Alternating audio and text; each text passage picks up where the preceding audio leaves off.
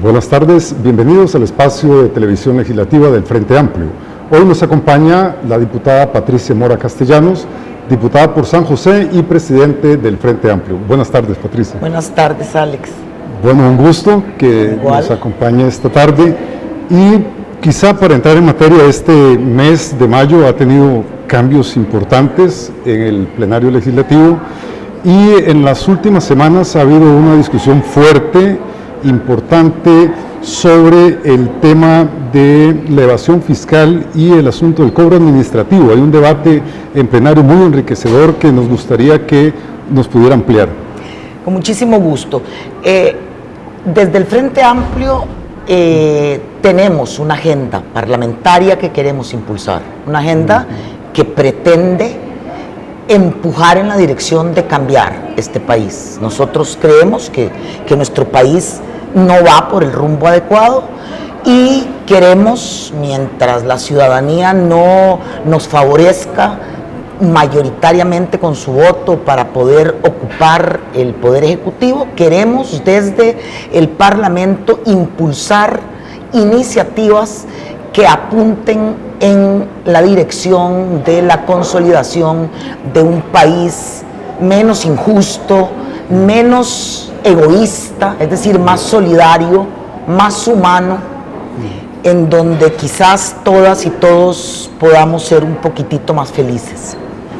En esa dirección hay entre nuestras prioridades el impulsar un proyecto que nuestro ex diputado José María Villalta dejó presentada la legislatura pasada, que tiene que ver con la gestión de cobro de la caja.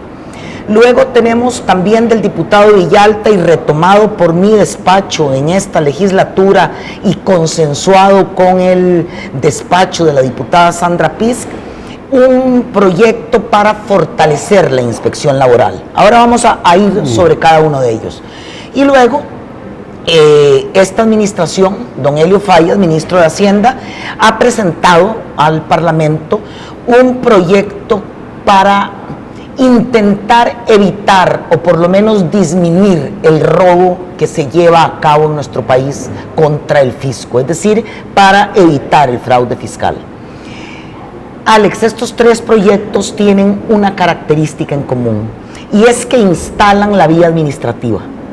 ¿Qué quiere esto decir? Yo voy a poner el ejemplo que me es más cercano, el que me llega más al alma. Contrario a lo que podría suceder es si vos o yo tenemos una pequeña sodita y resulta que la soda no cumple con medidas de higiene que el Ministerio de Salud exige, llega el inspector de salud y si encuentra un mosquero, te cierra la soda.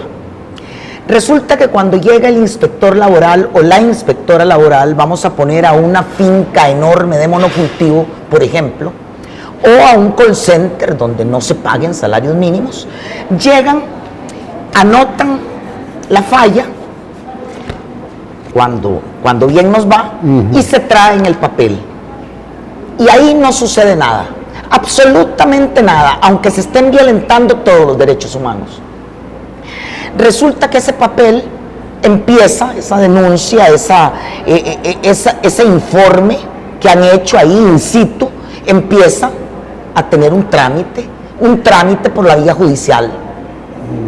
Y los trabajadores de esa piñera, de esa bananera, de ese centro de llamadas o de donde sea, también podría ser de una empresa de porteadores. Hay algunas personas del Parlamento vinculadas con empresas de porteadores donde se violentan derechos.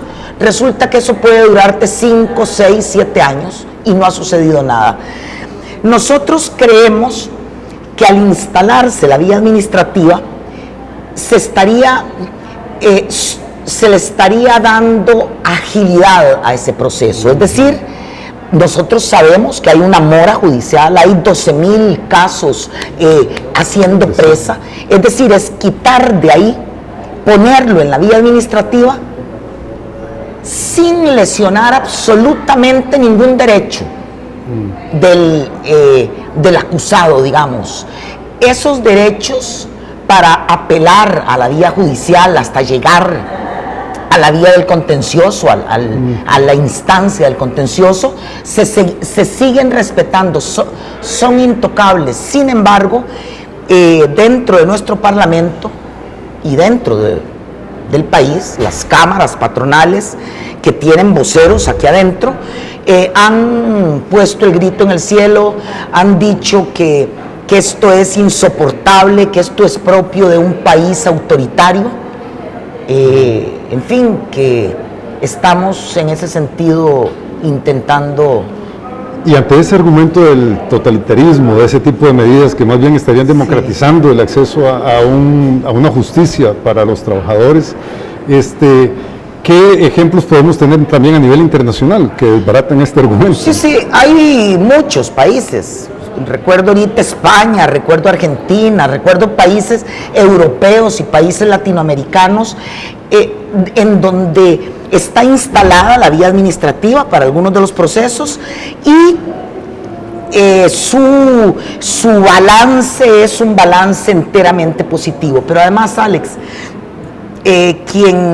curiosamente, me puse a revisar hace poco, a propósito de esta discusión, quien primero habló en nuestro país en enero de 1970 de aplicar la vía administrativa para el cobro, para impedir el fraude fiscal, es decir, para el cobro de los impuestos para el fisco, fue un señor, en ese momento, ministro de Hacienda de don José Joaquín Trejos Fernández, un señor libre de toda sospecha, don Óscar Barahona Estrever, que jugó un papel tal que cuando asume don Pepe Figueres, en mayo de ese año 70, lo mantiene en el cargo. Y yo he revisado la polémica que se desarrolla a lo largo de 1970 entre don Óscar Barahona Estrever, ministro de Hacienda, y los diputados de la Comisión de Hacendarios en ese momento. Muchos diputados, ciudadanos connotados, no recuerdo todos los nombres, pero por razones familiares tengo que mencionar que entre los firmantes de lo que ahorita voy a relatar, como integrante de la Comisión de Hacendarios, está Manuel Mora Valverde. El alegato que hace don Óscar Barahona Estrever para que la Comisión de Hacendarios apruebe la vía administrativa, es decir, para que eso venga al plenario y venga al Parlamento y sea aprobado aquí, es un alegato consensuado. Han preguntado a diversos sectores de la sociedad costarricense, han consultado documentos de la OEA, dice él, donde se demuestra cuáles son los éxitos de esta instalación en otros países desarrollados. Y él dice que para él ese logro sería tan grande en cuanto a sanidad de las finanzas públicas como lo fue la promulgación del Código de Trabajo para la vigilancia y la defensa de los derechos laborales. Es decir, a ese nivel lo pone Barahona Estrever.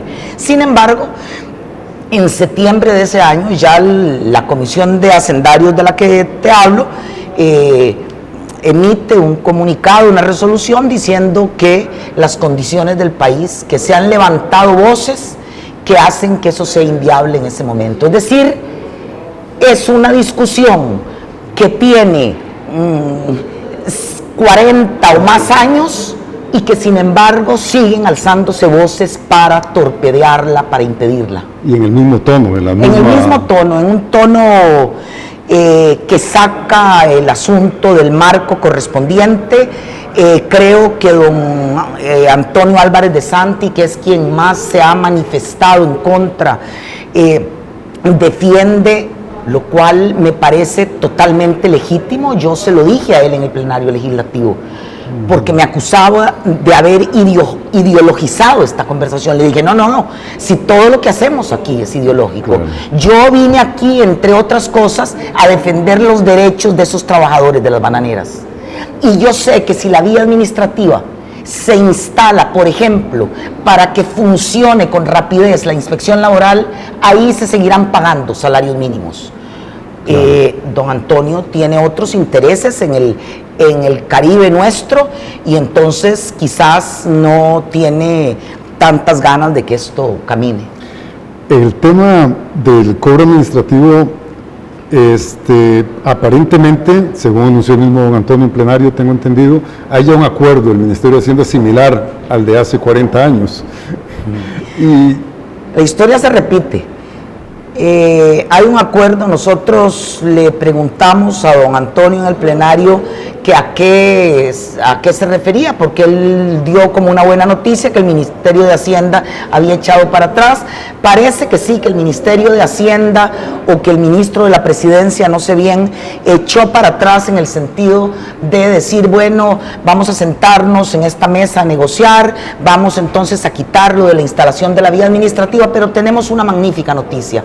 Don Henry Mora, integrante de la Comisión de Hacendarios, anunció en el plenario que no solo él y su compañero Morales Zapata, integrantes del PAC y representantes de este partido en Hacendarios, sino que toda la fracción, los 13 miembros, están a favor de defender que se mantenga la instalación de esta vía, digamos, más expedita, que podría acercarnos a cumplir con el precepto de tener una justicia pronta y cumplida, y eso nos hace a los diputados y a las diputadas del Frente Amplio sentirnos de ahora en adelante más acompañadas. Bueno, definitivamente sí es una buena noticia. Es una buena noticia. Seguir trabajando en crear alianzas, es una buena noticia. Seguir avanzando en ese sentido. Es una buena noticia. El Frente Amplio considera que con el nuevo escenario que hay en el Parlamento, en donde se ha consolidado un bloque claramente neoliberal, y tendríamos que ponerle también el adjetivo de conservador, sobre todo en asuntos culturales, en asuntos sociales, por la presencia de los compañeros evangélicos. Ante esa realidad, nosotros creemos que es necesario el acuerdo entre un sector de diputadas y de diputados, que no permitamos que aquí se profundice un modelo que nos ha llevado a los índices que hoy vergonzosamente nuestro país exhibe ante el planeta. Un país que ha tenido indicadores sociales que nos han llenado de orgullo. Hoy es el país de América Latina en donde la desigualdad social, no la pobreza, la desigualdad social crece a mayor velocidad y en donde ha sido imposible ponerle freno. Es decir, aquí la brecha cada día es más amplia.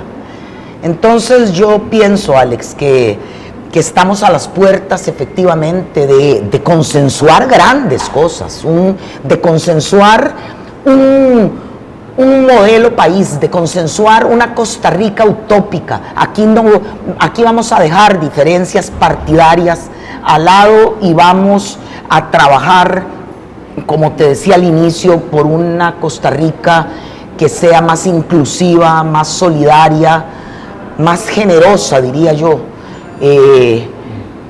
en donde podamos convivir como dice nuestro pueblo, como Dios manda. Muy bien, muchas gracias, Patricia. Muchísimas Lamentablemente gracias a vos. El tiempo ya nos alcanzó y tenemos que despedir el programa. Muchas gracias. Hasta la próxima semana. Gracias.